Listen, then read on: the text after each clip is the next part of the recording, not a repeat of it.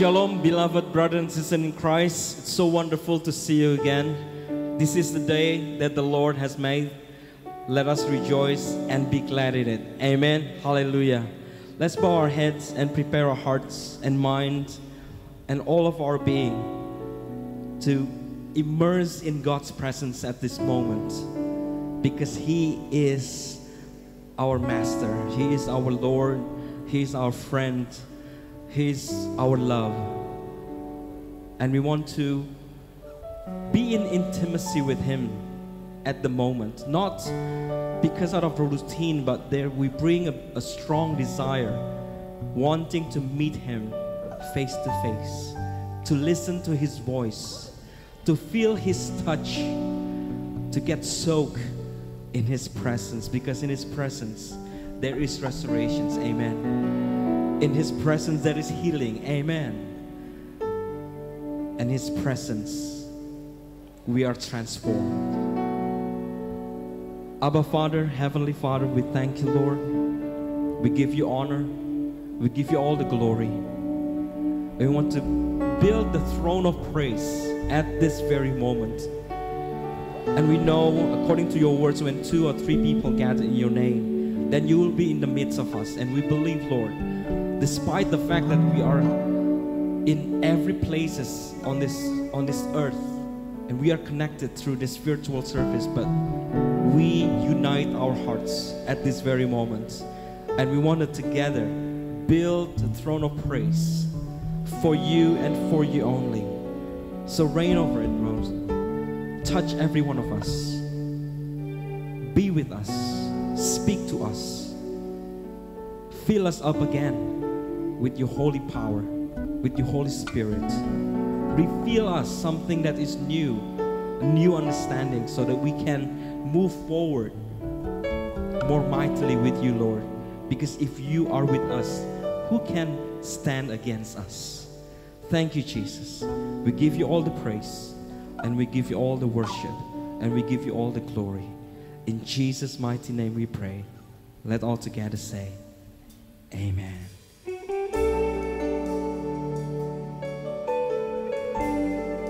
You are awesome, Lord. Hallelujah.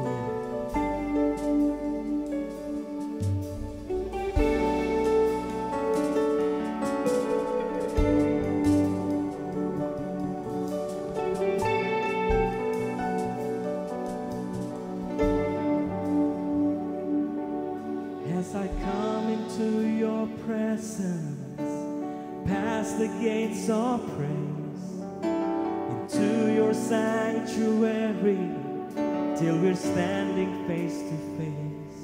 I look upon your countenance, I see the fullness of your grace, and I can only bow down and say,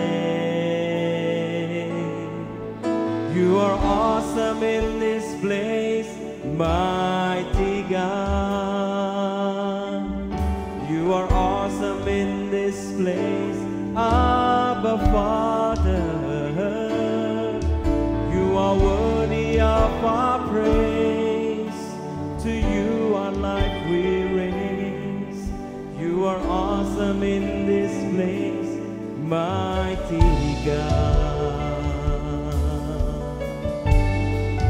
Oh, you are mighty God.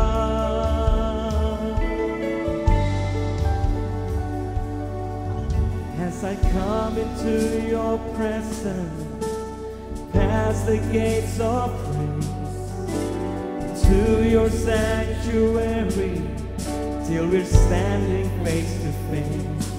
I look upon your countenance, I see the fullness of your grace, and I can only bow down and say, you are awesome in this place, mighty God. You are awesome in this place, Abba Father. You are worthy of our praise. To you our lives we raise.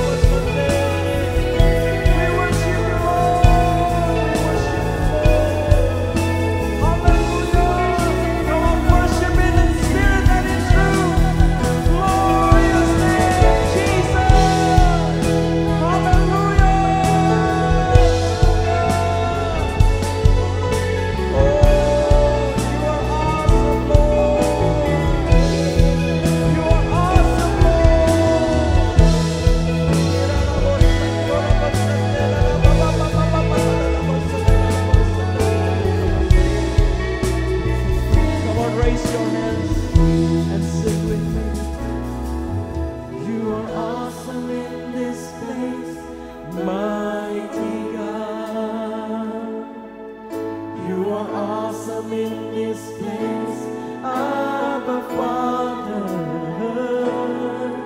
You are worthy of our praise. To you our lives we raise. You are awesome in this place, mighty God. Oh, you are awesome in this place, mighty God. Oh, you are awesome in this place, Abba Father. You are worthy of our praise. To you our lives we raise. You are awesome in this place, mighty God. Hallelujah! Be magnified! Be magnified, oh Lord. You are highly exalted,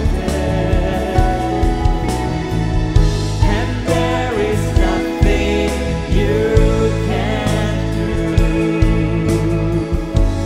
Oh Lord, my eyes are on you. Be magnified. Oh Lord, be magnified. Be magnified. Be magnified. Oh Lord,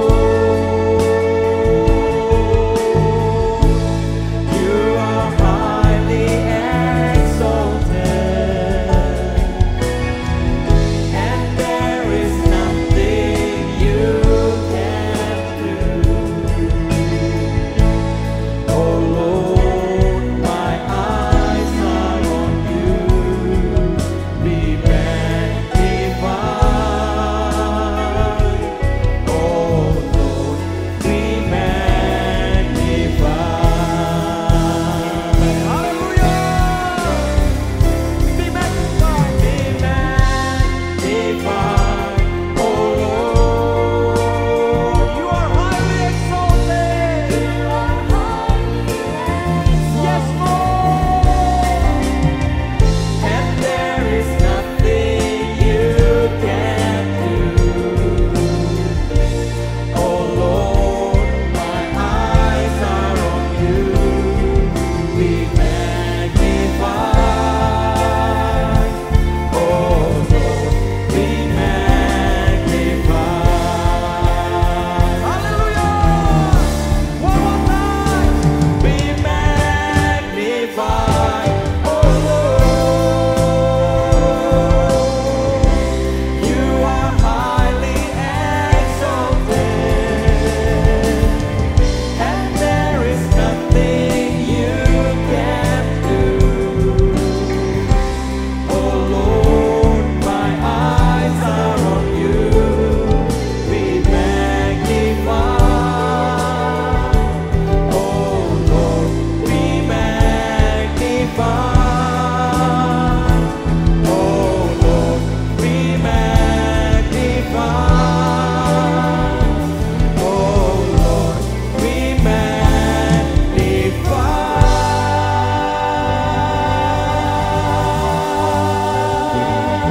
Hallelujah!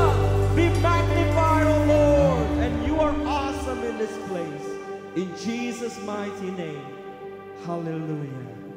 Amen. Thank you, Lord. Thank you, Jesus, for all of the grace and all of your love that you have showed to us. Thank you, Jesus, for you are our shelter, for you are our strong tower. Speak to us, Lord, at this moment. Shower us with your words, because your words is our strong foundation, so that we can build our faith in you, Lord, and we can grow to become more like you, Jesus, so that your kingdom come and your will be done on earth as it is in heaven. Hallelujah.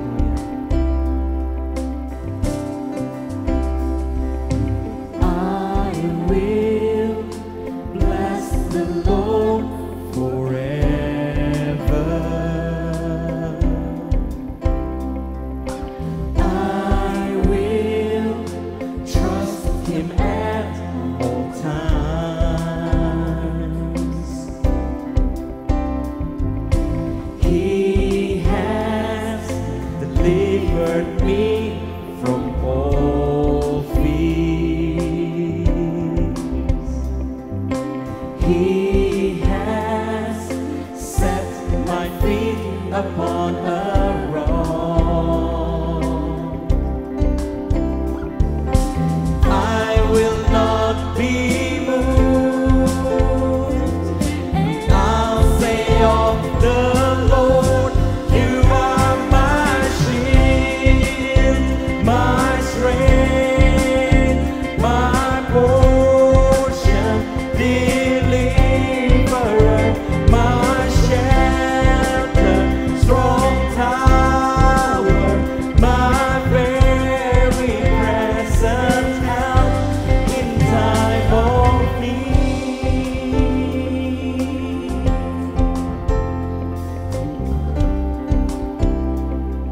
Hallelujah. Whom have I in heaven but You? There's none I desire besides You. Say, You have made me glad. You have made me glad. And I'll say of the Lord, You are my shield, my strength, my portion, deliverer, my shelter, strong tower, my very present help.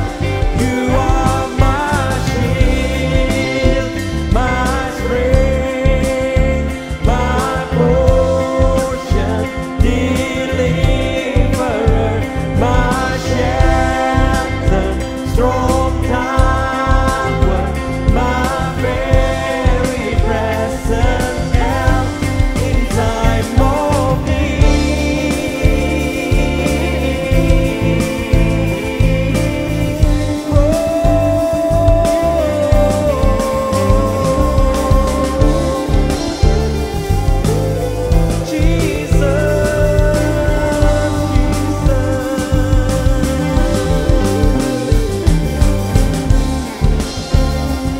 You have made me glad,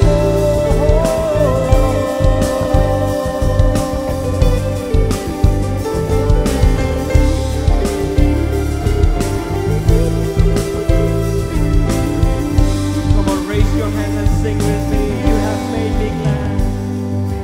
You have made me glad. And I'll say of the Lord, You are my shield, my strength, my portion, deliverer, my shelter, strong tower, my very present help. You are my shield, my strength, my portion, deliverer, my shelter, strong tower, my very present help in time of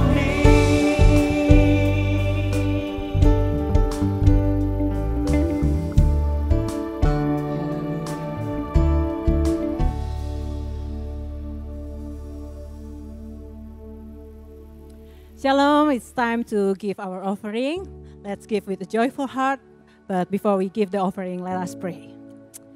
Father God, we are so grateful that You are so good and so kind, and You are so faithful to us, and we are so blessed abundantly. And God, it's time that we give back our blessing, and we want to give our love we give with this offering. Bless this, Lord, and use for your glory, for your kingdom. Thank you, Lord Jesus. And in the mighty name of Jesus, we pray. Amen. Before we give our offering, let us declare our offering. 1, 2, and 3. When we bring our offering, we believe that the gates of heaven are open and the blessing of the Lord are poured out. I have a better business, job, and education. Profit, bonus, and assets will be multiplied. God will bring old and new customers to me. All bills will be paid off. I own a house on earth and in heaven, receiving gifts, surprises, and rewards. A soulmate will be given for those who are single. There is no barren person in our midst, and families living in harmony. All enemies, sickness, and loss will be rebuked from our life, families, job, and our business. This is the time to give the offering in the name of Jesus. Hallelujah. Come on, clap our hands and lift our hearts as we want to praise Him, the King of Kings, the Lord of Lords. He is worthy of all of our praises and all of our worship. We want to give Him honor. We want to give Him all the glory, for He is the Lord, Jesus Christ. Hallelujah. Who am I that the highest King would welcome me? I was lost, but He brought me in. Oh, His love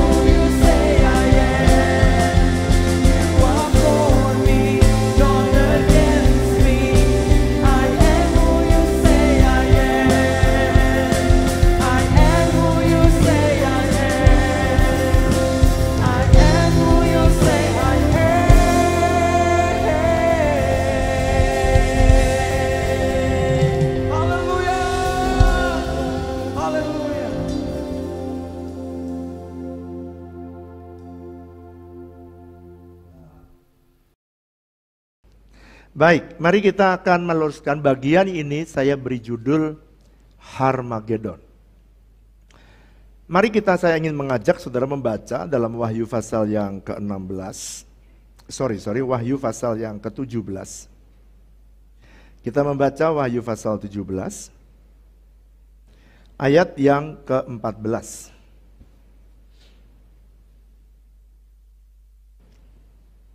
Sudah? Kita baca bersama-sama dengan suara keras. 1, 2, 3.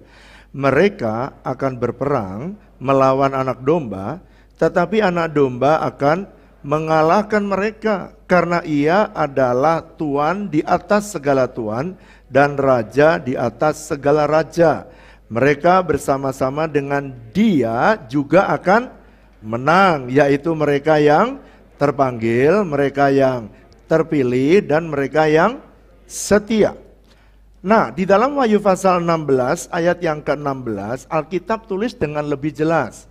Tempat peperangan itu ada di mana? Harmagedon. Harmagedon berasal dari kata har dan Megiddo. Kalau saudara pergi ke Israel, maka saya pernah ajak saudara di Har Megiddo. Har itu gunung, Megiddo itu adalah tempat dan lembahnya namanya lembah Megiddo, atau besok disebut lembah Harmagedon. Ini foto ya, kalau saya ingin tunjukkan saudara, di gunung Megiddo itu ada tempat di mana kita bisa berdoa di sana. Tetapi tempatnya tidak terlalu besar, dan mereka itu ada di satu puncak, ya. Ini dibangun pada zaman Salomo. Lembah Megiddo ini, dan kemudian samping kanan samping kirinya adalah satu lembah yang para teolog meyakini bahwa nanti disitulah peperangan Harmagedon, dan tinggi daripada darah itu sekekang kuda. Berarti di lembah itu sangat dalam dan sangat luas, rata sekali di lembah Megiddo, dan saudara bisa melihat bagaimana peperangan itu terjadi. Tetapi para teolog juga menafsirkan bahwa perang Harmagedon ini pusatnya ada di lembah atau di Harmagedon atau di gunung Megiddo, tetapi sebenarnya sesungguhnya peperangan ini terjadi di seluruh dunia. Nah, tetapi yang jelas peperangan ini adalah peperangan antara siapa? Antara antikris dan pengikut-pengikutnya bersama melawan para Kristus, melawan Kristus dan pengikut-pengikutnya. Itu sebabnya di dalam ayat 14, antikris akan melawan anak domba, dan Alkitab menulis anak domba akan mengalahkannya karena ia adalah raja di atas segala raja. Nah, siapa yang mengalahkannya, Pak? Yang mengalahkannya adalah, Alkitab menulis adalah Kristus atau anak domba yang akan mengalahkan mereka. Nah, saya ingin menolong saudara. Saya coba saudara perhatikan ya. Pak, di mana sih letak daripada perang Harmagedon? Perang Harmagedon yang pertama, dia setelah selesai perjamuan kawin anak domba. Ini PK, ini perjamuan kawin anak domba. Setelah 3,5 tahun perjamuan kawin anak domba, maka dia turun, ini second coming. Maka peperangan terjadi di sini, yaitu akhir daripada perjamuan kawin anak domba. Atau yang kedua, dia segera setelah sengsara besar. Kalau di atas pernikahan anak domba, yang kedua kalau di bawah dia selesai dari 7 tahun sengsara. Yang ketiga adalah sebelum kerajaan 1000 tahun. Ini kerajaan 1000 tahun, jadi dia ada di tempat ini kira-kira. Tepat di tempat ini perang yang namanya Harmagedon. Ini masa sengsara. Sekarang pelan-pelan. Siapa saja Pak yang ikut di dalam peperangan Harmagedon? Yang pertama, saudara masih ingat orang yang mati di dalam perjanjian lama, ini zaman Bapa, zaman Anak, ini zaman Roh Kudus. Orang-orang di dalam perjanjian lama yang meninggal, yang percaya akan anak domba, maka mereka di tempat Hades yang namanya Hades baik. Dan mereka yang tidak percaya, mereka ada di Hades yang jahat.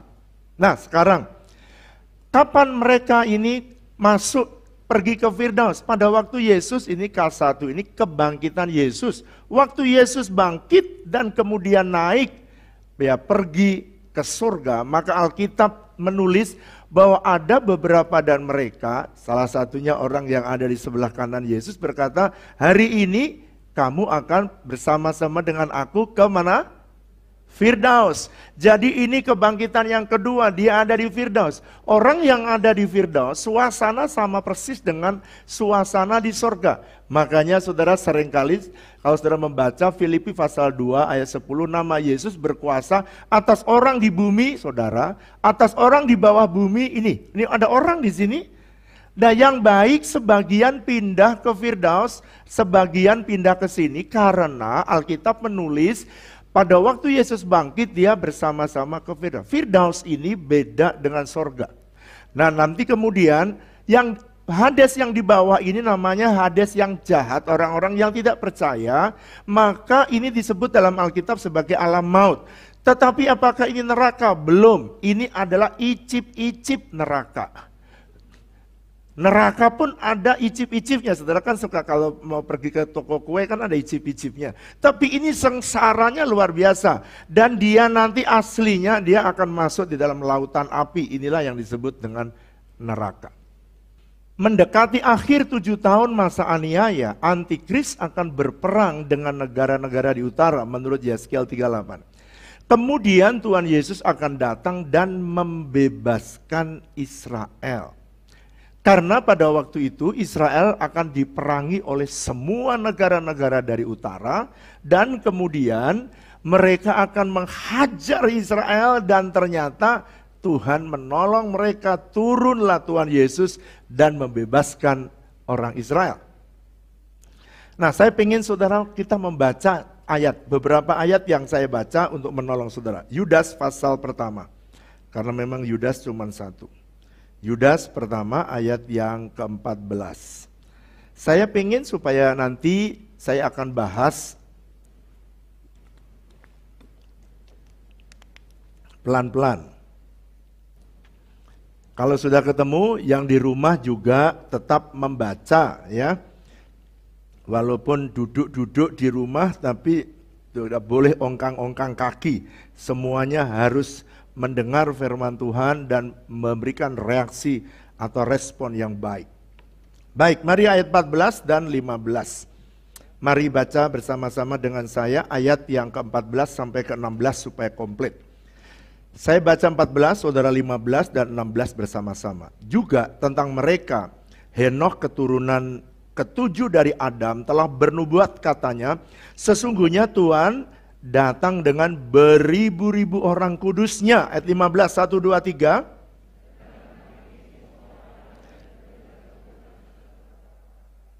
Karena semua perbuatan fasik yang mereka lakukan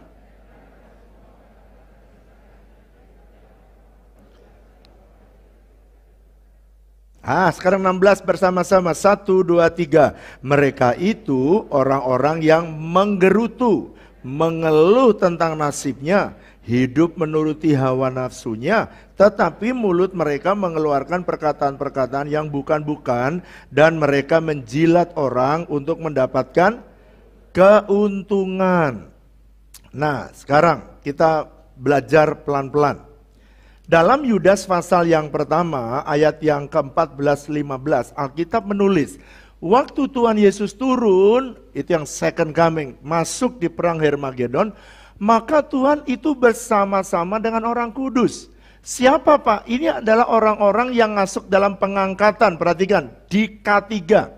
K3 ini siapa yang berangkat Pak? Nomor 1 adalah orang-orang yang sisa yang baik, yang ada di sini. Dia akan naik bersama-sama, ini yang disebut kloter 1 atau kelompok terbang 1. Yang pertama naik, yakni orang-orang yang ada di sini, yang baik, naik. Lalu kloter kedua, 1 Korintus pasal 15 menulis dengan jelas ayat 50 sampai 52 mengatakan bahwa yang hidup akan diubah oleh Tuhan dalam sekejap mata lalu ikut naik. Saudara akan ikut naik nih. Makanya peristiwa ini disebut rapture. K1 K1 ada Yesus, K2 dan K3 mereka akan menikmati pesta kawin anak domba. Lalu ada satu lagi, yakni orang yang ada di tempat ini selesai aniaya, maka mereka yang tetap setia kepada Tuhan dan tidak mengingkari kepercayaan dan keyakinannya, mereka akan masuk di keempat, yaitu bersama-sama di sini sebelum di akhir daripada tribulation, maka dia akan mengikuti akhir pesta kawin anak domba. Dan pada waktu selesai pesta kawin anak domba, mereka akan turun. Jadi karena dempetan, maka tidak saya gambar di dalam gambar itu. Jadi orang-orang kudus siapa saja Pak yang berperang? K1, Yesus. K2, orang-orang perjanjian lama. K3, orang-orang dalam perjanjian baru dan yang percaya Tuhan Yesus. Dan keempat adalah orang-orang yang mati dalam aniaya. Dia akan turun bersama-sama dengan Tuhan Yesus melawan antikris serta menjatuhkan hukuman, garis bawahi kata hukuman atas orang fasik. Nah, bagaimana dengan nasib antikris? Antikris dan pengikutnya akan dibunuh di Hermagedon, di tempat yang tadi saya tunjukkan sama saudara. Dan mayat mereka akan dimakan di Hermagedon oleh burung. Dari mana ayatnya Pak? Ini Wahyu pasal 19. Dan antikris dan nabi palsu satu-satunya, perhatikan, kalau gitu Pak, siapa yang sudah ada di lautan api? Belum ada, di lautan api ini belum ada. Di lautan api ini belum ada saudara, belum ada orang. Tetapi pada waktu perang Hermagedon, perhatikan baik-baik yang ini, maka Tuhan akan membunuh, ingat saudara, Tritunggal palsu, yaitu iblis, nabi palsu, dan antikris. Iblis, antikris, nabi palsu, Bapa, Anak, dan Roh Kudus. Siapa yang akan dijerat dan langsung dihukum? Yaitu antikris dan nabi palsu. Antikris itu siapa Pak? Dia adalah tokoh politik. Nabi palsu adalah tokoh agama. Saudara, dua tokoh ini akan dihukum oleh Tuhan. Perhatikan di sini. Lalu kemudian orang yang dihukum antikris dan nabi palsu, dia tidak dibuang di jurang maut atau di alam maut, bukan di Hades yang jahat, tetapi dia langsung dihukum di dalam lautan api. Jadi manusia pertama yang masuk di dalam lautan api dua orang, yaitu antikris dan nabi palsu. Kasih tahu kanan kiri, pastikan bukan kamu. Pastikan bukan kamu. Amin apa amin? Oke, jadi penghuni neraka nanti selesai itu ada dua orang penghuni neraka. Kapan di sini Pak? Orang yang jahat di sini, sabar, tunggu sesi berikutnya. Antikris dan nabi palsu akan dibangkitkan dan dilemparkan ke dalam lautan api, yakni neraka yang kekal, yakni tempat penghukuman yang terakhir dan tidak ada lagi pengampunan. Pak Iblis, kemana Pak Iblis? Nah saudara, satu-satunya, Iblis, kenapa dia tidak dilemparkan ke sana Pak? Enggak, karena pada waktu nanti kita akan belajar satu sesi lagi, yaitu tentang kerajaan 1000 tahun.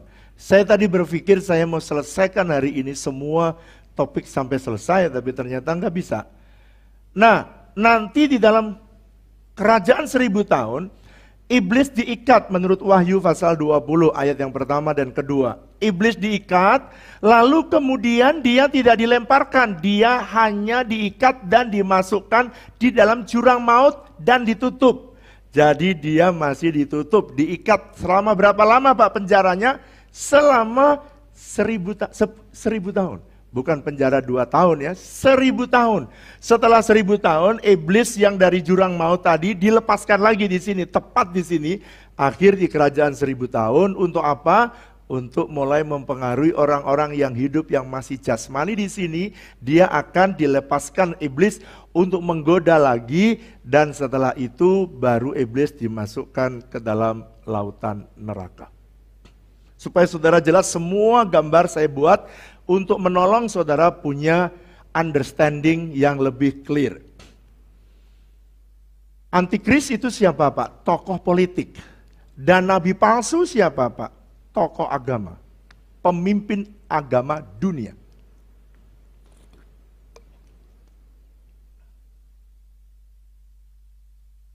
Dan mereka adalah penghuni pertama daripada neraka. Dia penghuni pertama dari neraka. Iblis ditangkap, lalu dia diikat dan dimasukkan dalam jurang maut. Ya, alam maut sama tuh, selama 1000 tahun. Dan dia akan dilepaskan dalam waktu pendek.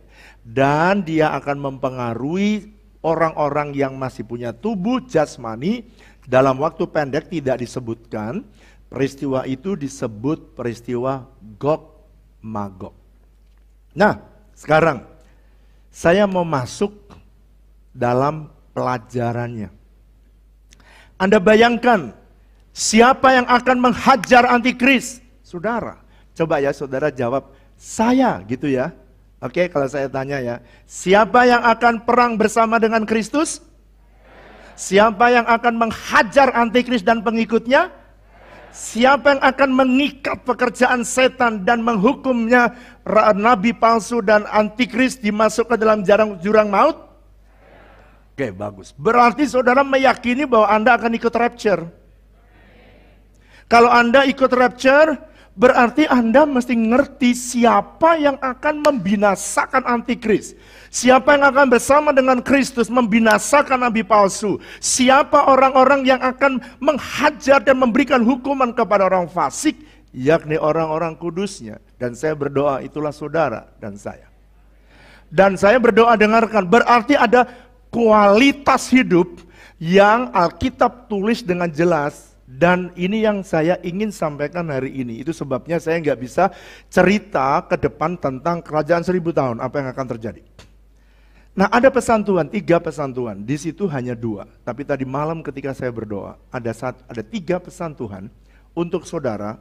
Karena saudara punya jabatan yang sangat strategis, saudara akan mengikat, perhatikan nih, saudara akan ikut menghukum dunia ini, saudara akan mengadili antikris dan saudara ikut menghukum orang fasik.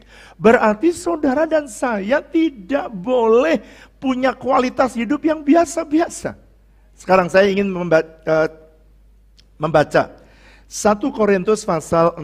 Mari baca bersama dengan saya. Rasul Paulus menjelaskan dengan detail 1 Korintus pasal yang ke-6. Ayat yang kedua. Kenapa saya minta saudara menjawab saya? Sebab saya rindu semua saudara yang hadir hari ini dan yang mendengarkan kebenaran di rumah. Maka saudaralah orang yang disiapkan Tuhan bersama dengan Yesus untuk menghancurkan pekerjaan antikris. Mari baca ayat yang kedua dan ayat yang ketiga dengan suara keras ya. Yang di rumah juga harus membaca. 1, 2, 3. Atau tidak tahukah kamu bahwa orang-orang kudus akan menghakimi dunia? Wow, terus, dan jika penghakiman dunia berada dalam tangan kamu, tidakkah kamu sanggup untuk mengurus perkara-perkara yang tidak berarti? Tidak tahukah kamu bahwa kita akan menghakimi siapa? Malaikat-malaikat. Jadi apalagi perkara-perkara yang biasa dalam hidup kita sehari-hari. Jadi nomor 1 pesan Tuhan, saudara dan saya kalau mau ikut dalam menjadi menghakimi atau ikut menghukum orang-orang fasik, maka saudara dan saya harus sanggup mengurus perkara-perkara biasa. Saya sebut perkara biasa kalau menurut Alkitab yang terjadi dalam dunia ini sehari-hari. Jadi perkara-perkaramu yang ada dalam hidup sehari-hari ini, kata Tuhan, kamu harus sanggup membereskan, mengurus. Nah sekarang, apa sih dalam 1 Korintus pasal yang ke-6 ini yang diadres oleh Rasul Paulus? Saya pengen saudara membaca ayat ke-7. Mari. Saya sengaja mengajak saudara membaca ayat-ayat ini supaya saudara basic saudara berdasarkan kebenaran firman Tuhan. Ayat yang ke-7 dengan suara keras. 1, 2, 3.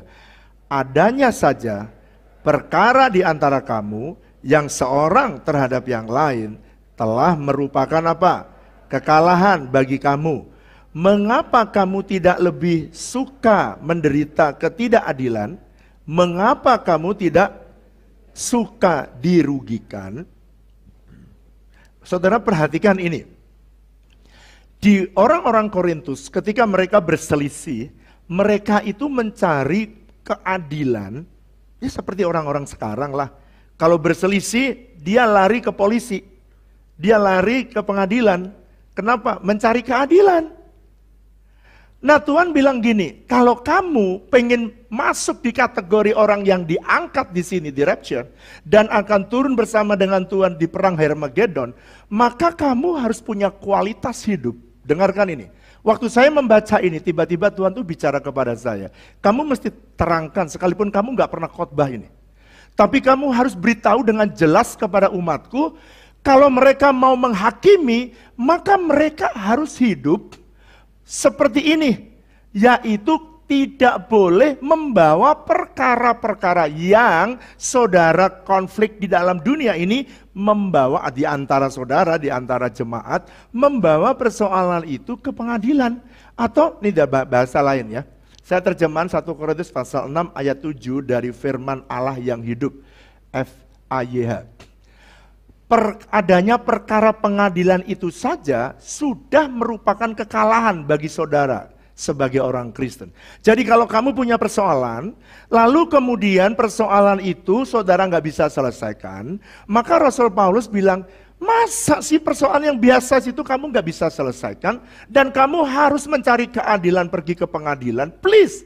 Kata Tuhan, gimana kamu bisa menyelesaikan persoalan, sedangkan nanti berikutnya kamu akan jadi hakim, bukan kamu lagi. Kamu akan bersama dengan Tuhan Yesus menghukum orang-orang fasik. Jadi saudara dituntut oleh Tuhan harus bisa menangani persoalan-persoalan yang sekarang ini terjadi. Terima saja, kata Tuhan, kalau sampai kamu berselisih, kata Tuhan, terima saja perlakuan orang yang tidak baik. Dan habis perkara, selesai sudah.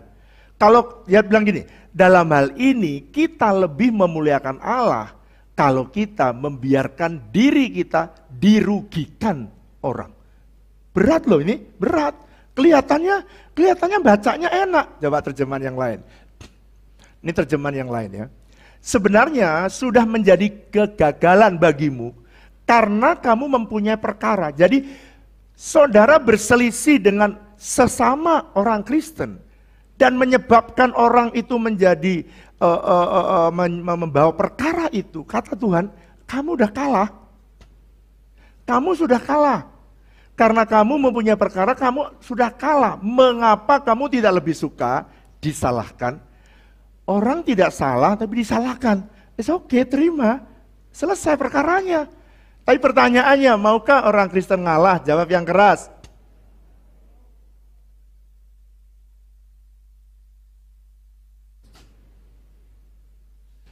Pak, di dunia ini semua cari menang, Pak. Masa cari kalah? Ngalah dengan kalah itu beda. Katakan bersama saya, ngalah dengan kalah itu beda. Kalau kalah, benar-benar kalah. Kalau ngalah, benar-benar menang.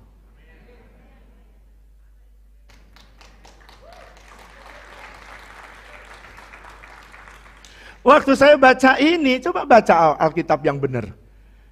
Mengapa kamu tidak lebih suka memuliakan Allah dengan cara kamu diperlakukan tidak adil?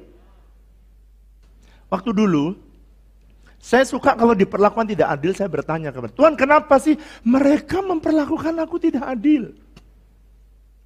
Tapi Tuhan bilang, kamu belajar ngalah. Waktu saya dituding-tuding, di depan 450 para pendeta, ada pendeta yang, ini anak-anak saya, para pendeta, gembala-gembala cabang di samping saya. Saya dituding, itu pendeta perampok. Waduh saudara, muka saya apa ada wajah perampok kah? Penipu. Waduh saudara, itu pendeta yang di samping kanan saya, itu anak-anak saya, dia sudah mau berdiri. Tetapi dia lihat karena saya duduk, tidak bereaksi apa-apa, maka dia bilang gini, Bapak aja yang diperlakukan begitu aja dia diem, masa aku mau berdiri ambil mic-nya dan membela, ngapain? Dia duduk. Setelah pulang dia cerita, kenapa Papa diam? Ini ayatnya. Tidakkah kamu lebih bisa belajar ngalah ketimbang kamu lihat berselisih dan orang lain tahu ada perkara di antara kalian? Dan Tuhan bilang ada perkara saja di antaramu, kamu sudah kalah. Mari bilang sama saya, ada perkara, ada perselisihan di antara kita, sebenarnya kekalahan. Jadi orang Kristen dididikin sama Tuhan, kamu itu belajar ngalah. Amin, amin, amin. Amin. Saya tahu susah. Saya tahu saudara ngomong amin itu susah, saya tahu. Mengalah itu tidak mudah. Enggak mudah. Tapi kata Tuhan, kalau kamu mengalah, pasti menang. Pasti menang. Orang yang ditipu dan orang yang menipu, perhatikan hasil akhir hidupnya. Orang yang ditipu nggak bakal jadi miskin. Orang yang menipu masa depannya tidak jelas. Karena tahapannya masih jauh. Pak, saya belum pernah ya ngajar ini secara detail. Tapi Tuhan ingin saya ngomong ini kepada saudara. Jadi kalau ada persoalan di gereja ini, kalau ada persoalan, coba ya persoalan.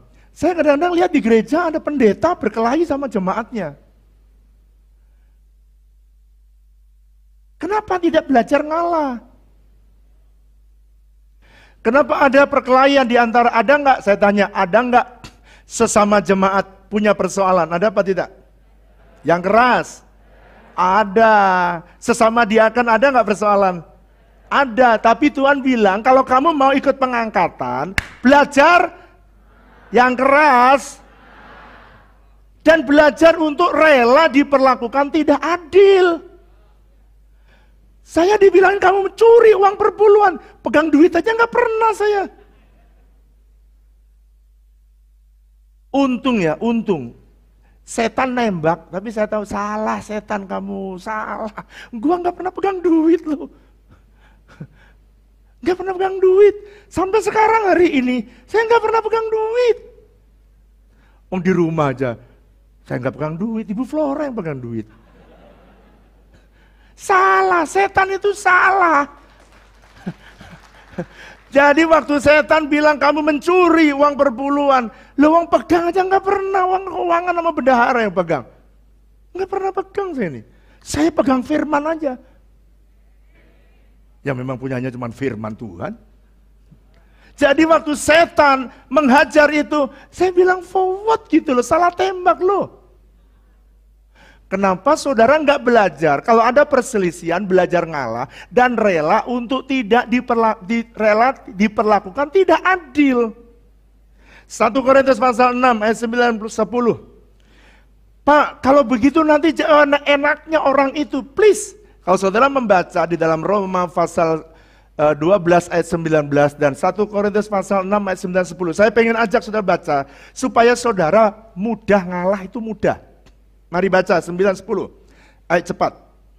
Atau tidak tahukah kamu bahwa orang-orang yang tidak adil tidak akan mendapat bagian dalam kerajaan Allah. Jadi orang yang tidak adil, orang yang memperlakukan saudara tidak adil, saudara udah terima aja. Karena nanti toh Alkitab menulis, barang siapa yang tidak adil, dia tidak akan mendapat bagian dalam kerajaan Allah. Roma pasal 12 ayat 19, berikanlah tempat kepada Tuhan pembalasan. Jadi dalam hidup ini selalu ada dalam peristiwa. Saya berulang kali, pada waktu saya memulai ministry-ministry di gereja ini, saya memulai dengan uang saya, sebab saya masih mulai dari awal membangun ministry. Saya tidak memakai uang gereja, kenapa? Sebab saya nanti kalau salah dan gagal, pasti ada yang ngomongin, saya lebih baik pakai uang saya. Kalau seandainya gagal, toh uang saya juga yang diambil. Tidak timbul masalah. Jadi saya pakai, dan saya ditipu banyak sekali. Saya ditipu 11 kali kalau tidak salah. 11 kali saya dibohongin. Orang-orang yang sebenarnya saya pengen tolong, tapi bohongin lagi 11 kali. Terus ada pengerja bilang, Pak saya udah beritahu kan, makanya Bapak tuh jangan melayani orang miskin. Makanya Bapak dibohongin, ditipu. Tuh Bapak lihat nggak, Bapak sadar nggak Bapak dimanfaatkan? Saya bilang sadar sih. Kalau saya dimanfaatkan, artinya saya bermanfaat.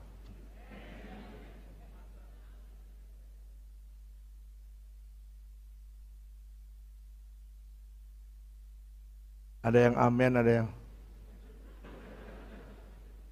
Emang sih hidup ini, tak kasih tahu ya, itulah rahasia kenapa gembalamu hidupnya bahagia.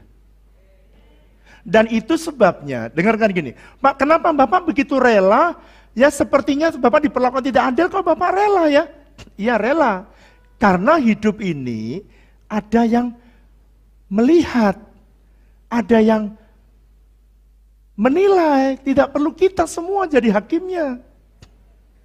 Dan kalau seandainya orang berlaku dan dia tidak bertanggung jawab mengembalikan, maka apa yang saya lakukan? Ya saya anggap itu aja sebagai benih. That's it. Jadi kalau saya diperlakukan begitu, saya anggap aja benih yang saya tabur. Sekalipun caramu buruk, tapi saya keluarkan itu sebagai benih. Dan kalau sebagai benih, saya akan melihat Tuhan mencatat semua nilai benih yang saya taburkan. Walaupun kamu diperlakukan tidak adil oleh orang lain, tetapi kalau kamu lakukan dengan sungguh-sungguh dan kau serahkan itu kepada Tuhan, dicatat Tuhan sebagai benih dalam hidupmu.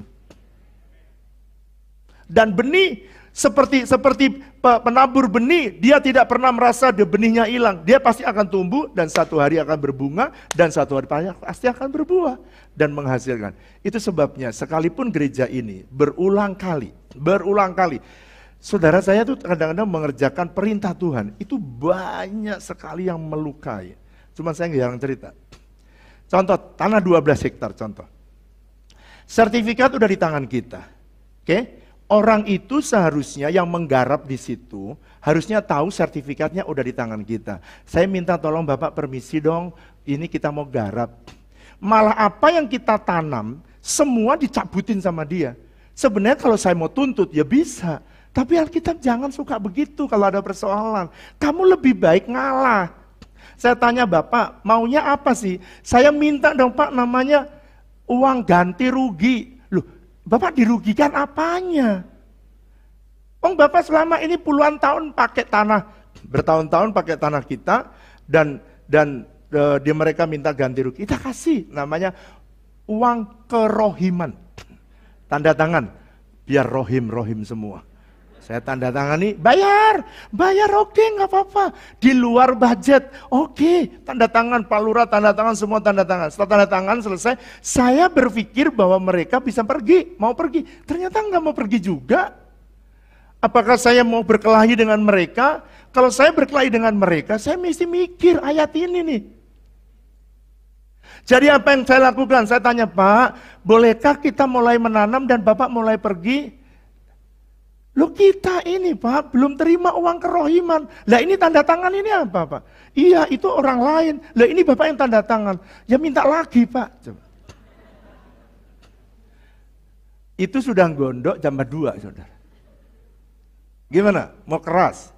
Enggak. Kasih lagi uang kerohiman. Pak, tapi ini ada pohon sengonnya. Sengonnya harus Bapak hitung. Oke, hitung 1, 2, 3, 4, 5, 6, 7, 8, 100, 200. Oke, saya beli pohon sengonnya supaya kamu keluar. Bayar uang sengonnya. Begitu bayar uang sengonnya, diterima seminggu kemudian, dipotong itu sengon dan dijual lagi. Ayo saya tanya saudara. Ini ya, kalau seandainya saya tidak ngalah, tanah 12 hektar itu tidak akan pernah kita duduki. Tapi waktu kita ngalah, ingat, waktu Anda ngalah, sebenarnya Anda menang. Apa yang kita berikan kepada mereka, kita tabur. Dan hari ini mereka mensupport kita, karena mereka melihat gereja ini gereja yang baik. Karena tidak pernah berkelahi dengan mereka. Nah Tuhan pengen supaya saudara semua hidup dalam kedamaian. Dan dalam ketentraman bersama dengan Tuhan. Bethany Hong dia berkata, seeking justice begins with seeking our God who created justice. Kalau kamu pengen cari keadilan, carilah Tuhan, karena Dia pemberi keadilan. Dunia ini panggung sandiwara. Jadi banyak orang bersandiwara. Tapi saudara harus hidup benar. Carilah keadilan di dalam Tuhan. Nah, baiklah.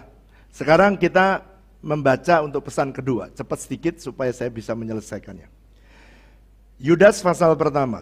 Mari baca. Yudas pasal pertama.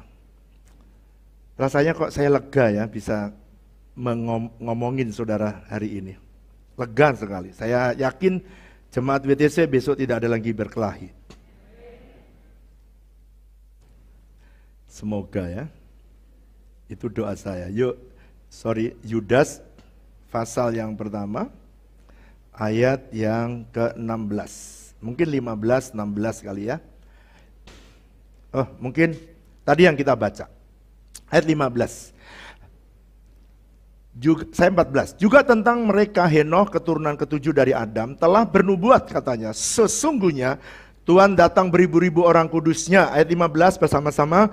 Hendak menghakimi semua orang dan menjatuhkan hukuman atas orang-orang fasik. Apa sih yang diperbuat oleh orang fasik itu? Ada 5 perbuatan orang fasik yang akan saudara hakimi. Dengarkan ini.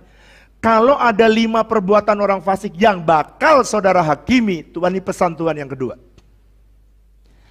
Kamu kalau mau menghakimi mereka, berarti kamu tidak boleh meniru kelakuan orang fasik. 5 perlakuannya. Pertama, jangan menggerutu.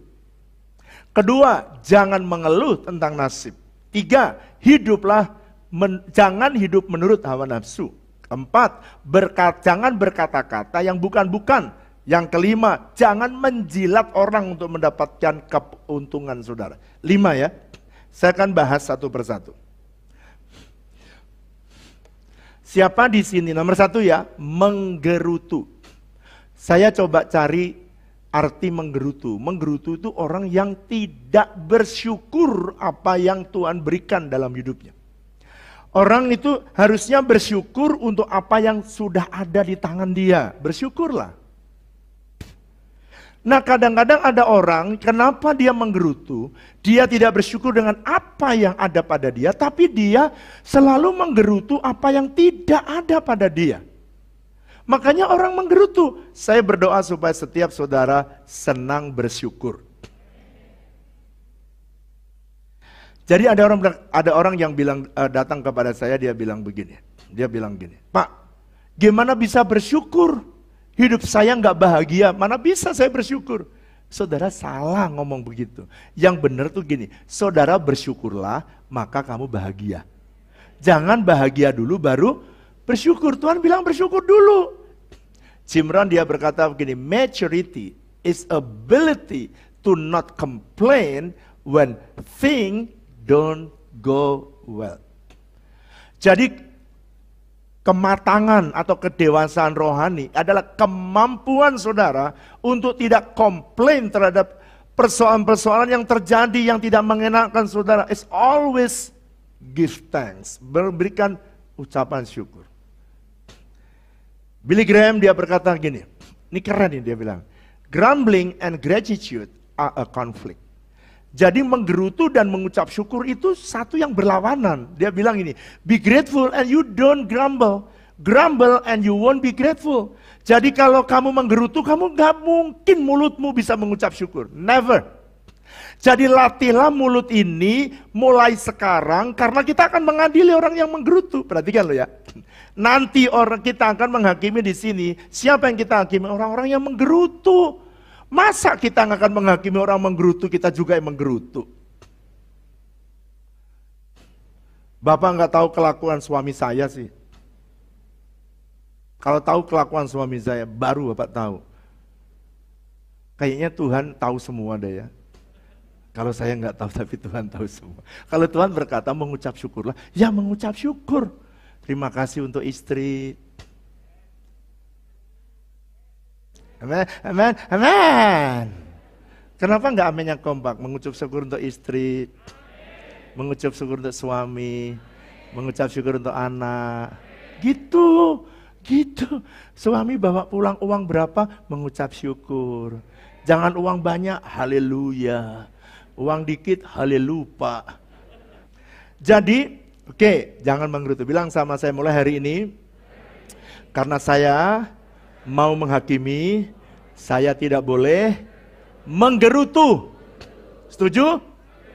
Jadi nanti kalau ada istri menggerutu, bilangin, mau naik apa turun? Oke, suami atau istri siapa yang? Biasanya yang paling banyak menggerutu apa? Suami atau istri? Loh, kok kompak?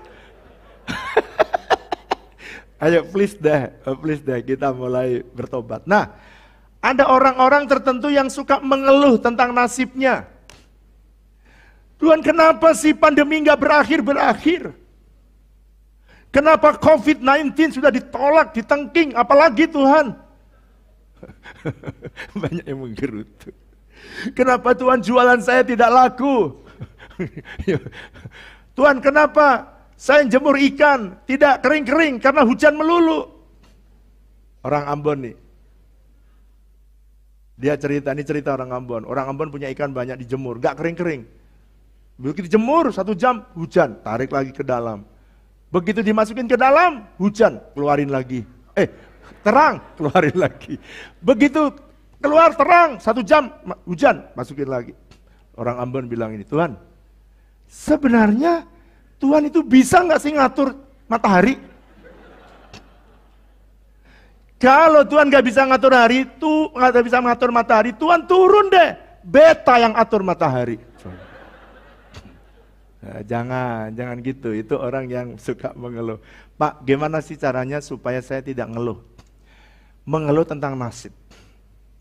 Saya pengen memberi saudara caranya ya, nasib itu dibangun dari mana? Saudara mesti menabur hati yang benar, pikiran yang benar, perkataan yang benar, lalu menuai kebiasaan. Jadi menabur hati menuai pikiran, menabur pikiran menuai perkataan, menabur perkataan menuai perbuatan, menabur perbuatan menuai kebiasaan. Kalau saudara menabur kebiasaan menuai watak atau karakter, Anda menabur karakter menuai nasib. So nasib itu Anda bisa tentukan. Life is predictable. Your future is also predictable. Jadi saya berdoa supaya saudara pengen nasib yang baik. Kalau Anda pengen nasib yang baik, mulai punya hati yang selalu baik. Hati yang selalu bersyukur apa yang Tuhan berikan. Lalu pikiranmu diisi dengan pikiran-pikiran yang baik. Dengan cara begitu saudara tanpa saudara sadari melahirkan perkataan-perkataan yang baik. Jadi perkataan keluar menggerutu, mengeluh tentang nasib itu disebabkan karena hatimu yang tidak bersih. Itu sebabnya dari awal Tuhan minta jangan suka berkelahi. Karena orang yang suka berkelahi, orang yang suka tidak mau ngalah, itu hatinya, itu habis energinya, itu habis kekeringan untuk sakit hati, untuk dendam, untuk kecewa, itu ngabisin energi. Padahal energi itu saudara bisa alihkan untuk membangun perkataan yang benar dan yang baik. Kalau saudara lakukan, nasibmu akan baik. Jadi, Pak, nasib saya lahir dari keluarga yang miskin. Enggak masalah, saya lahir keluarga yang broken home, Pak. Enggak masalah. Saudara lahir di keluarga yang buruk, jelek, Anda enggak bisa pilih. Tapi setelah saudara lahir, Anda bisa buat pilihan. Pilih hati yang bersih, pilih berkata yang baik, pilih punya kebiasaan yang baik, dan Anda suatu hari punya nasib yang baik. Doa saya buat saudara, doa saya supaya saudara ke depan semua. Jadi kalau saudara mau mengubah nasib gimana? Ya ubah dari Anda apa yang Anda percaya, dari dalam hati Anda apa yang Anda percaya. Terus menerus taburkan perkataan sesuai firman yang Anda percayai, dan tanpa Anda sadari Anda akan menuai kebiasaan dan saudara akan menuai watak dan satu hari akan menuai nasib. Saya berdoa kalau saudara ada yang di tempat yang susah, ingatlah saya juga lahir di keluarga yang miskin sih enggak, melarat. Tapi saya nggak bisa memilih orang tua saya melarat, saya nggak bisa memilih orang tua yang kaya, saya nggak bisa memilih orang tua yang baik, nggak bisa. Yang bisa saya lakukan adalah setelah saya mengenal Tuhan, saya mesti mengubah hidup saya. Keputusan kita. Sehingga berubah keluarga saya, berubah hidup saya, keluarga besar saya juga ikut berubah. Nigel Colm dia berkata, learning and applying God's word is utmost important because His word has the power to change our life. Saudara belajar firman Tuhan dan mengaplikasikan firman Tuhan itu sesuatu yang sangat penting karena firman Tuhan itu adalah kuasa yang sanggup mengubah hidup kita. Kalau saudara, kenapa sih gembalamu ini koar-koar selalu baca firman Tuhan? Baca firman Tuhan, baca firman Tuhan. Saudara yang memfollow IG gembalamu, saudara tiap hari saya kasih makanan rohani dari SMA. Supaya apa? Supaya ini diisi dengan yang benar, diisi yang membuat nasib saudara bisa menjadi baik. TB Yosua dia berkata begini, every word of God is a spirit and life. When you receive and obey the word of God, the power of God work in you. Jadi kalau saudara mempercayai firman Tuhan dan mengatakannya, dan mempercayainya dan mentaatinya, wow, firman Tuhan akan berkuasa mengubah nasib saudara. So that's why saudara tidak perlu mengeluh tentang nasib saudara. Yang ketiga, hawa nafsu. Hawa nafsu adalah desakan hati, keinginan keras menuju keinginan hatinya. Jadi saya pikir hawa nafsu ini nafsunya wanita. Hawa nafsu, berarti nafsunya Hawa. Setelah saya membaca kamus bahasa Indonesia, kamus besar bahasa Indonesia, ternyata bukan. Kalau ada hawa nafsu berarti ada Adam nafsu. Ternyata enggak ada, saya baca di KBBI, kok KKB sih? KBBI, itu ternyata yang ada hanya hawa nafsu. Jadi keinginan keras, seseorang punya keinginan keras, kalau udah punya keinginan keras, tuh marah-marah. Saudara, Anda marah, lega. Yang dimarahin, senep. Jadi jangan biarkan hawa nafsu keluar. Percabulan, kecemaran, hawa nafsu, jangan pernah ada dalam hidup kita.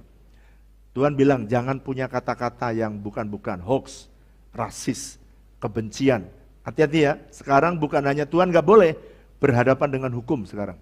Kata-kata sembarang, keluar, kata-kata kotor, jangan. Itu kata-kata yang bukan-bukan maksudnya. Kata-kata yang menyebabkan separate. Kata-kata yang menyebabkan perpecahan. Hati-hati, jangan. Lalu kemudian yang terakhir, jangan menjilat orang untuk mendapatkan keuntungan. Bahkan merugikan orang lain dan bahkan mengkhianati dari perbuatan menjilat itu. Please, saya berdoa, tinggalkan itu semua. Yang terakhir, sebelum kita masuk perjamuan kudus. Pesan Tuhan yang ketiga, di situ tidak ada, Anda bisa tambahin. Dalam Wahyu pasal 17 ayat 14 yang tadi kita baca, siapa sih yang akan bersama-sama dengan Tuhan Yesus di sini? Turun bersama dengan Yesus menghakimi.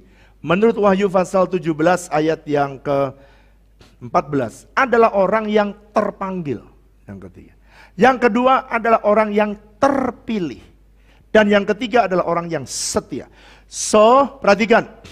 Orang yang banyak yang terpanggil, sedikit yang terpilih. Waktu malam saya merenungkan ini, Tuhan bilang gini, kamu mesti ngomong sekalian supaya tuntas syarat orang-orang yang bakal menghakimi dunia ini. Saudara akan ikut terlibat, so that's why saudara banyak yang terpanggil. Ini Tuhan yang ngomong, banyak yang terpanggil, sedikit yang terpilih. Saya berdoa Anda lah orang yang terpilih. Dari yang banyak terpilih, sedikit yang terpilih, sangat sedikit lagi orang yang setia. Itu sebabnya saudara, Tuhan mencari orang-orang yang setia. Saya berdoa, kalau saudara cari pasangan hidup, cari menantu, carilah orang yang setia. Sebab ini adalah orang-orang yang akan ikut menghakimi Tuhan Yesus bersama-sama. Tepuk tangan buat Allah kita. Mari kita datang kepada Tuhan dan kita akan merendahkan diri menerima perjamuan kudus yang Tuhan siapkan.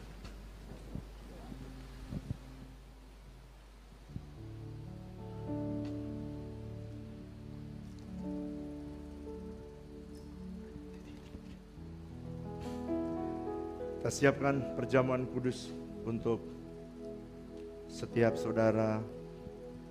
Mari kita bangkit berdiri sama-sama.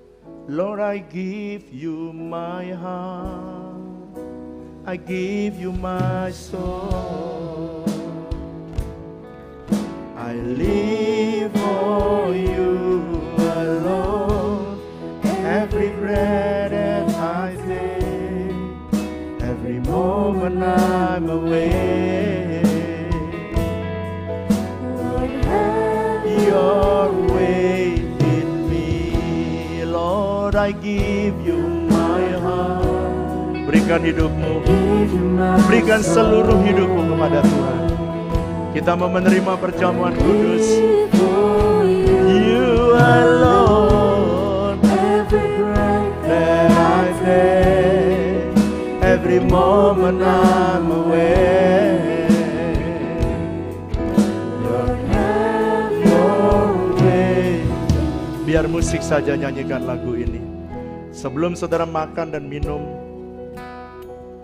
tubuhnya dan darahnya, Tuhan berkata, selesaikanlah kalau ada yang ganjal, ada dosa. Mungkin ada di antaramu yang berkata, Tuhan, selama ini aku tidak mau ngalah. Aku tidak rela diperlakukan tidak adil. Sekarang aku tahu Tuhan, justru aku mengalah itu baik. Mengalah itu yang memastikan aku menang. Mengalah yang memastikan aku akan bersama dengan Engkau. Minta ampun, minta ampun. Kalau saudara sering menggerutu, minta ampun sama Tuhan. Mengeluh tentang nasibmu, minta ampun. Mungkin selama ini saudara keluar kata-kata kotor, minta ampun sama Tuhan. Minta ampun. Kalau kadang-kadang kau melakukan menjilat atasan demi kepentinganmu dan menyakiti orang lain, minta ampun. Mumpung sebelum saudara makan tubuhnya. Tuhan ampuni semua dosa dan kesalahan kami yang diucapkan umat-Mu bersama-sama. Sebab apa yang telah kuteruskan kepadamu telah aku terima dari Tuhan, yaitu pada malam waktu ia diserahkan, ia mengambil roti dan sesudah itu ia mengucap syukur atasnya, lalu ia memecah-mecahkannya. Dan ia berkata, inilah tubuhku yang diserahkan bagi kamu, perbuatlah ini menjadi peringatan akan aku.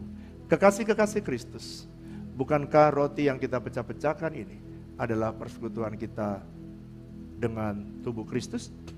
Mari makan saudara dalam nama Yesus.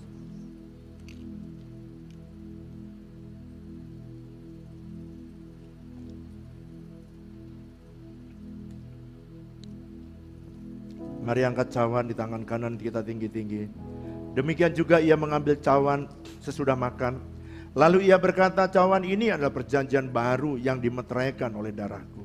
Perbuatlah ini setiap kali kamu meminumnya menjadi peringatan akan aku. Kekasih-kekasih Kristus, bukankah cawan pengucapan syukur yang atasnya kita ucapkan syukur ini adalah persekutuan kita dengan darah Yesus. Mari kita minum dalam nama Yesus.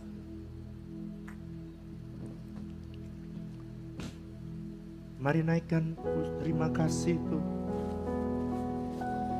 Terima kasih Tuhan Yesus. Terima kasih. Mari naikkan ucapan syukurmu.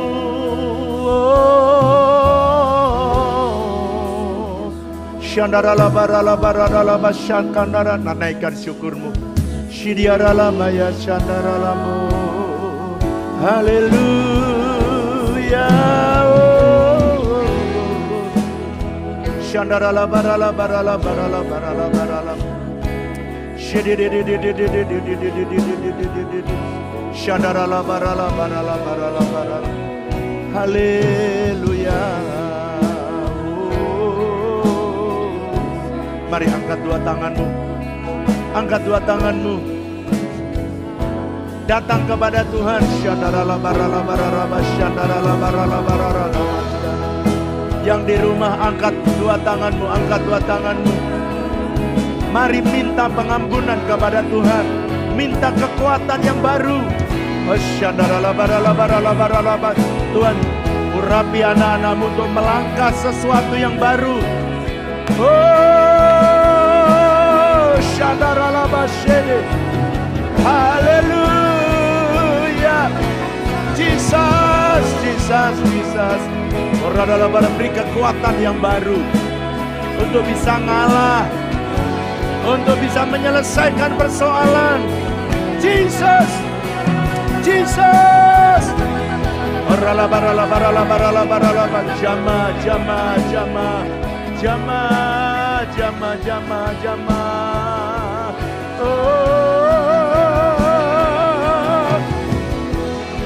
Shala barala barala barala barala barala barala barala shakandara barala barala barala barala barala barala. Hallelujah.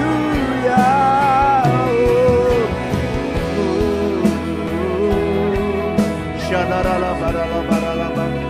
Yes Lord, yes Lord, yes Jesus, Jesus, Jesus, Jesus, Jesus, Jesus. Sharala barala barala.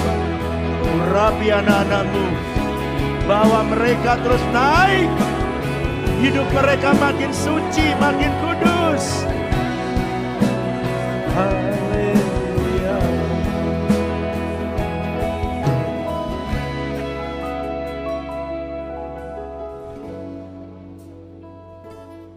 Kita akan berdoa bersama-sama. Bapak, terima kasih buat ibadah pagi hari ini. Terima kasih buat perubahan yang Tuhan taruh dalam hidup kami. Kami ingin mengambil langkah yang jelas, yang pasti. Berjalan mengikuti firman-Mu Tuhan.